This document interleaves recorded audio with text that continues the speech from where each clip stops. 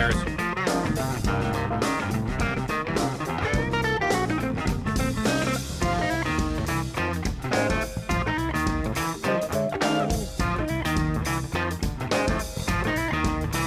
My God. Welcome into the Eric Zane Show podcast, a daily show where I discuss news, nonsense, and my personal adventures. From right here in the Impact Power Sports studio. Impact Power Sports, that's a great place to get a Yamaha golf cart. Not to mention a side-by-side ATV, UTV, motorcycle, scooter, e-bike. They have it all at Impact Power Sports. Online at impactpowersportsmi.com. I think I'm 94% today. Getting there. I have started to reduce the amount of cough drops that I'm consuming.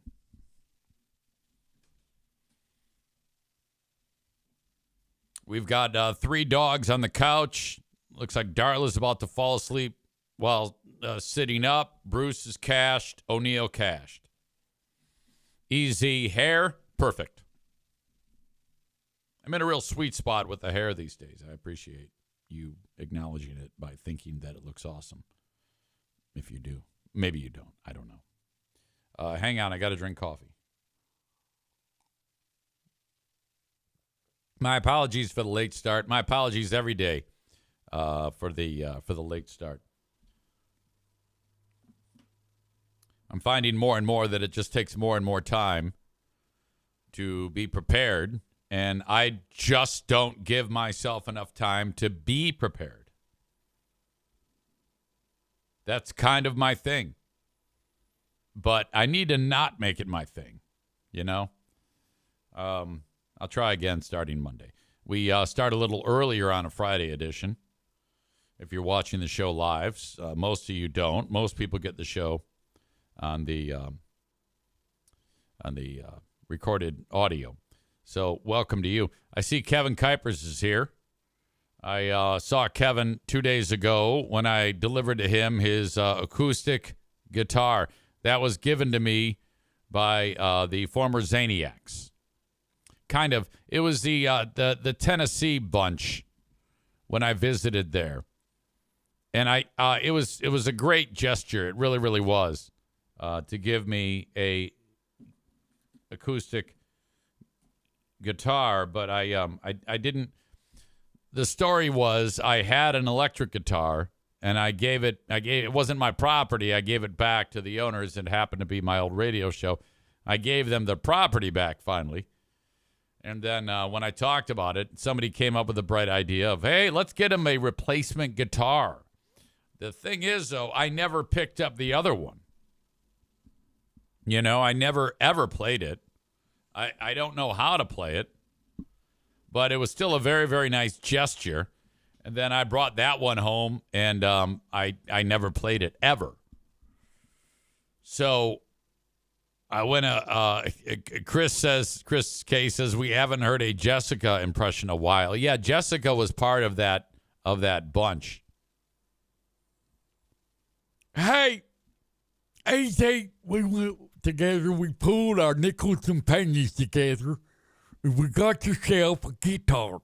So, well, here you go. You can play some fucking John Denver with that, maybe some fucking Johnny Cash, little Folsom Prison Blues and whatnot, and maybe Ring of Fire. And holy hell, fire, let's drink some fucking Fireball, and you can sing a tune by the fire next time you come see us, motherfucker. On that guitar, I'm going to stick it in that pussy. Yeah, she's a slob. I think that fat bitch might be dead now. I'm not 100% sure. It might be my favorite impression to do because there's a visual aspect to it. The only way to perform that impression is you have to actually do that fucking face. I mean, even if I'm just barely trying to do the impression, I'm still making that fucking face. And then when you really start to get animated, your fucking eyebrows go up goddamn near your hairline, motherfucker. So that's it. You just let it fly. So Kuipers says to me, "Easy, I want to buy that guitar." All right, yeah, I'll sell it to you. So I drove over to his work. It was me in the embellisher truck with puppy dog Darla. She just got out of the vet, had some shots, went over to see Kuipers where he works. He gave me the $85. I gave him the guitar, and boom, we're in business. So, I mean, are you playing it? What's going on? Have you put new strings on that deal and gotten it tuned? You might. I don't know if you know how to tune a guitar. I've got a little electronic tuner. You might want to invest in an electronic tuner. It's just you can either plug into it, but you're not going to plug into that because there's no pickups on it. But it's got its own mic, so you just hit whatever string, and it tells you whether or not it's in tune. And then you get your big Mel Bay Big Note songbook, and you learn. There's a lot of like apps that exist now that look awesome. I don't know how effective they are, but there's a lot of learn to play apps that are pretty fucking cool.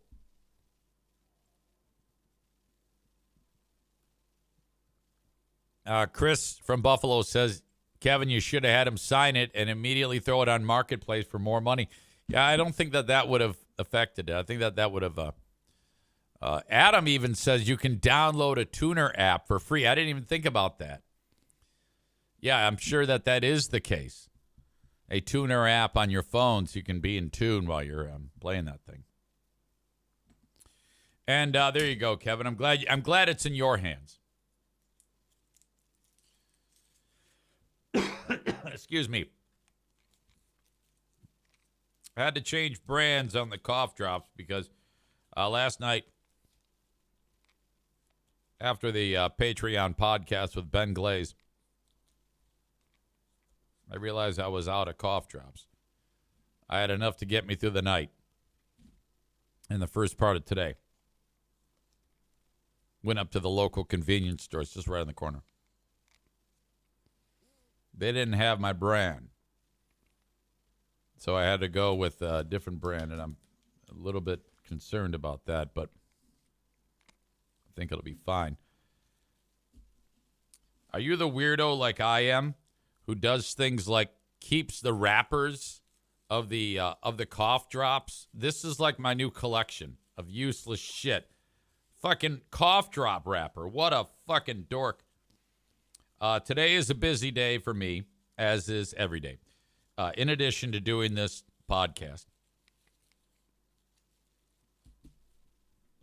And then doing the Patreon podcast. Pooh Bear and I are off to the casino. There's one nearby here. And I went ahead and booked this event. Well, they actually reached out to me for me to host an event for people in the insurance industry. Like my man Frank Fuss will be there. These independent insurance agents get together once a year and they have a party. I've hosted this event before. My job is to keep the events moving. So I'm introducing people. It's just basic MC work. But I'm considering busting out some stand-up, which is usually horrible. But there's one particular soul that will be in the audience, Frank Fuss, who I kind of want to roast because he's such a ding-dong. I may have told this story to you before earlier in the week, but he reached out to me when I was at Fear Bunker North. And he's like, "Yeah, are you still talking about me on your podcast?" And I'm like, "Dick, you're a paid sponsor. Of course I'm still talking about you." I go, "Do you not have Facebook? I tag you every week in an online post on my Facebook page about how people need to bang on your door. Of course you're part of the show." And he goes, "Well, I'm just wasn't sure because I haven't paid you any money in a while." And I'm like, "Well, think about that.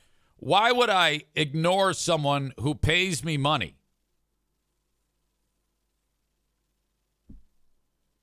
And then I said, if you'd listen to my show once in a while, you would know I talk about you regularly. And he says, I only listen. I listen to another podcast. And I'm like, well, you listen to a podcast? That's a start.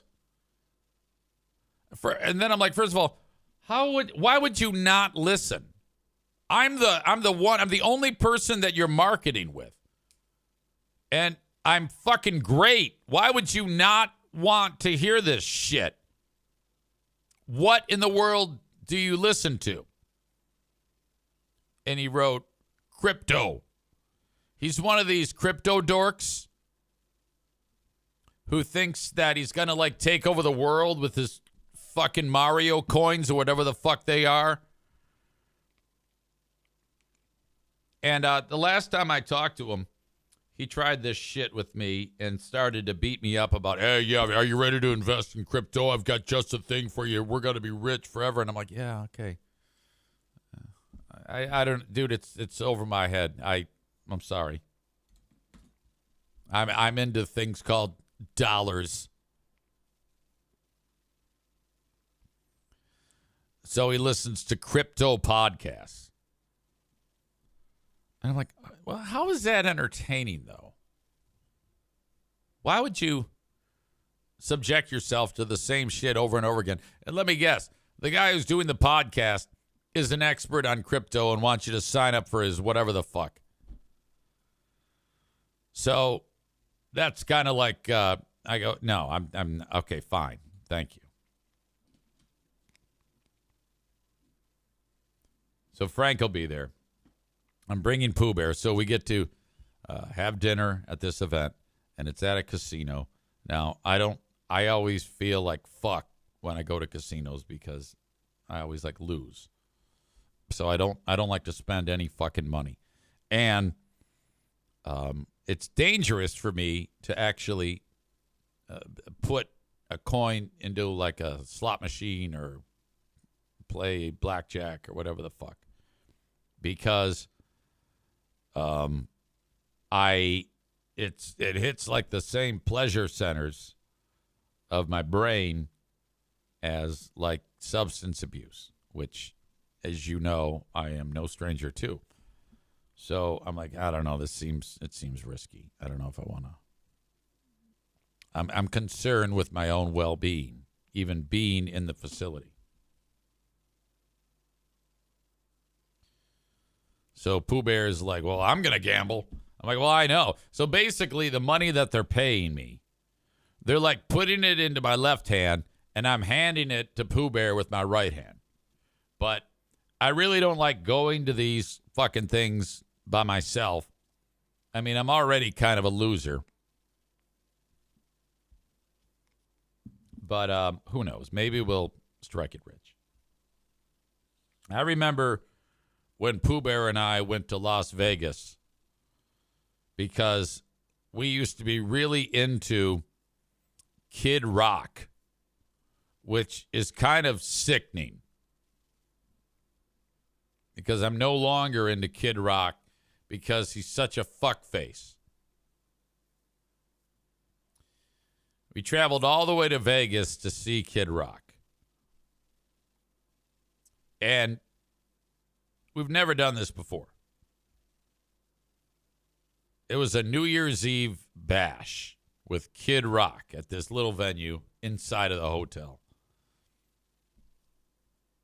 Ben says Kid Rock's music is still good. Yeah, I think so. I mean, though he's kind of a douchebag, I would still listen to it.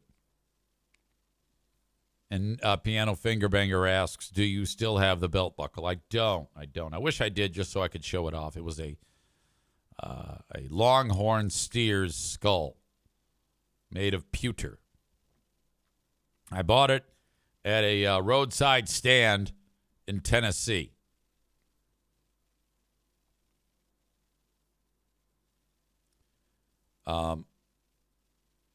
I wanted to smoke while I was at the casino.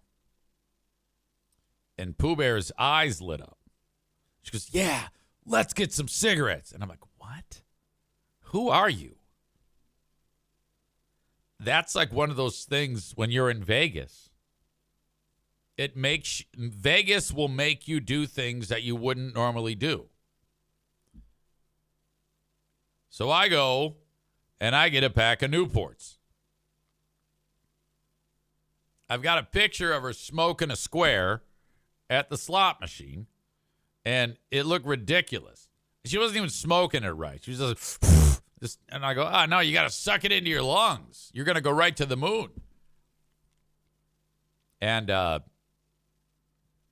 she had a horrible coughing fit. It was terrible. And I go, yeah, there's a learning curve on these things. Your body's going to reject it until you force feed it more of that sweet smoke. So then it crossed my brain. Oh, my God.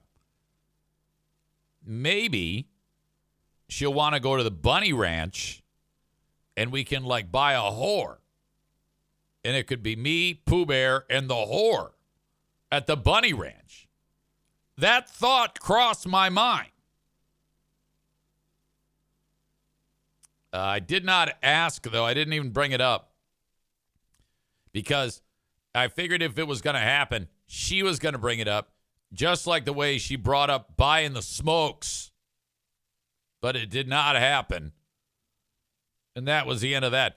We each had a couple of squares, and then we just threw them in the garbage. Welcome to this edition of the Eric Zane Show podcast. If you are watching the live stream on Facebook or YouTube, I'm going to kick you out because I want you to sign up for the show on Twitch. Twitch.tv/Eric Zane Live. That's where you go. If you've never been, do it. Sign up. Get yourself a little username or whatever. Follow the page. Subscribe. And away you go. I'm live every day, Monday through Friday. Audio, wherever you download shows. Patreon, patreon.com/Eric Zane. More on the festivities from last night's Big Fraud Thursday. Piano Finger Banger suggests I get Pooh Bear on the line. We need to run this scenario by her. I don't think we do. I don't even know if she'd even be able to remember. Her and I both have short memories.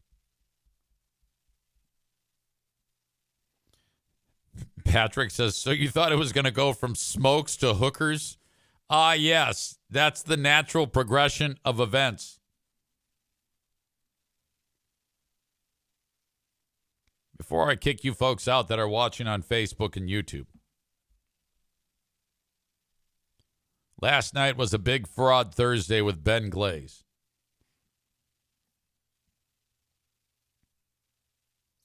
On the Ben and Eric Patreon podcast, a couple of important things were discussed. First of all, Ben Glaze, we think, had the rug pulled out from under him in a not-so-nice way. I don't want to steal the thunder of what happened on this show, but our pal Ben has been excited about something for the past 6 months. And we think that there was some backroom dealings, politicking, and do I say subterfuge? Subterfuge? I know what that means, but I'm not sure how to say it. That went on to steal something from him, and it kind of broke everybody's heart.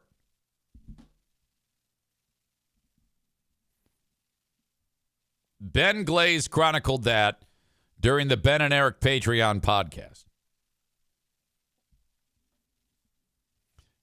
Ben is using the words right now as we speak as, it was rigged, LOL.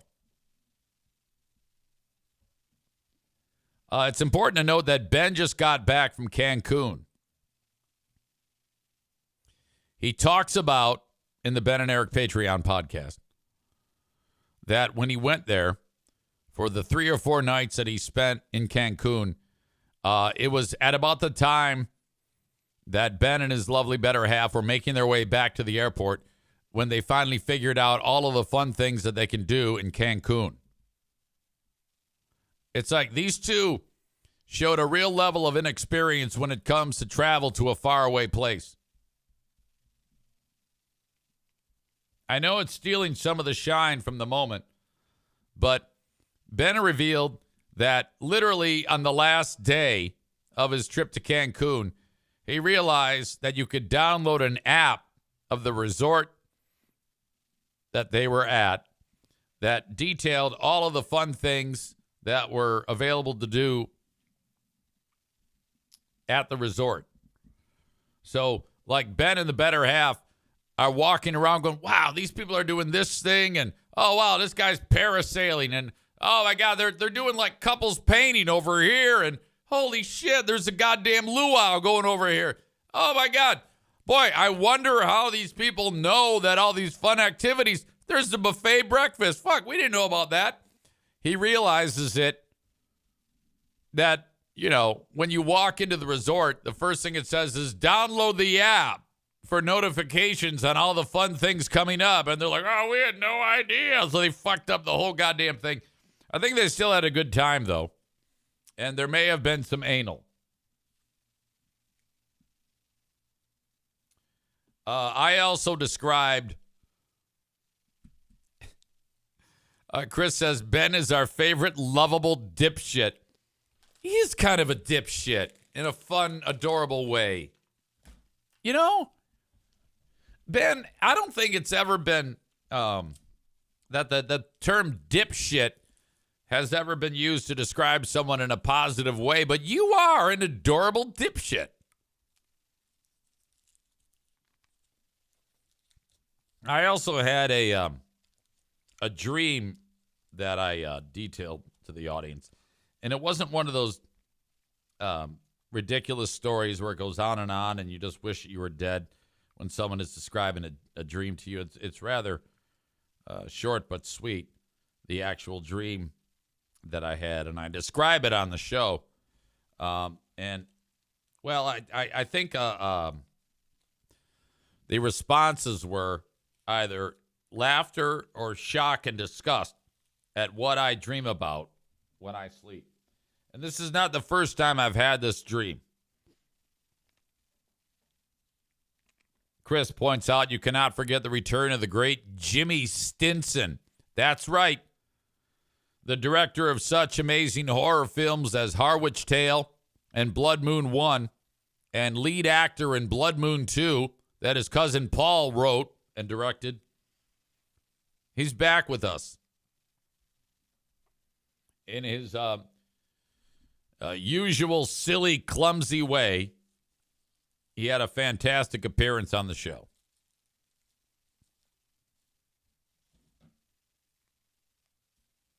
Prior to the Ben and Eric Patreon podcast, it was another rip-roaring edition of Who Are These Free Beers?